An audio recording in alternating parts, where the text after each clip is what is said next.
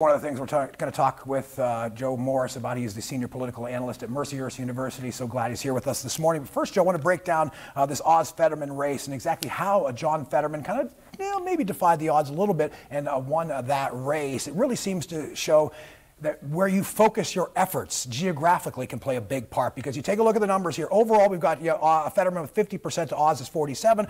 Go down to Philadelphia and you look at that, 81% of the vote coming in for John Fetterman. Head up into some of the northern rural areas. It's a 77% to 19% win for Mehmet Oz. You're talking about a huge dichotomy. Then come up into the northwest corner of the state, Joe, and you've got Erie County relatively close to those overall Pennsylvania numbers. What do you make of all this? Yeah, well, if you want to win Pennsylvania, you have to go where the people are. And where we find the people in Pennsylvania are around Philadelphia, in the suburban counties around Philadelphia, and in the urban areas that we see in blue here, largely Democratic areas.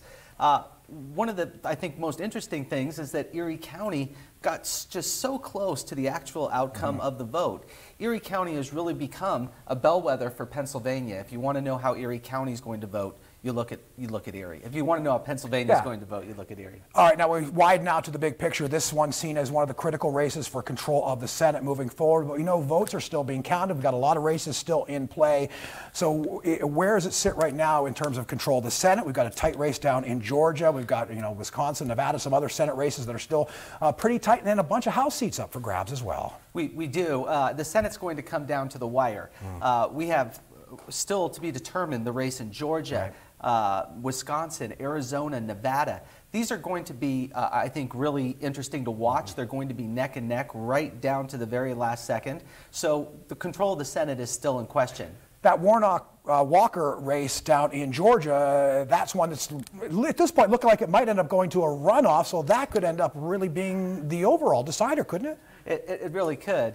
Georgia has a rule that says if you don't win 50% in the election, then it goes to a runoff. So we could see several more weeks of campaigning down in Georgia, theoretically, before we know who controls the U.S. Senate. And what does this say? We talked about the predictions for a red wave. What's this say for the Republican Party, their campaigning strategy? It wasn't quite that red wave that a lot of Republicans were expecting. No, I have to imagine that the Republican Party is pretty disappointed in the performance of Republican candidates last night.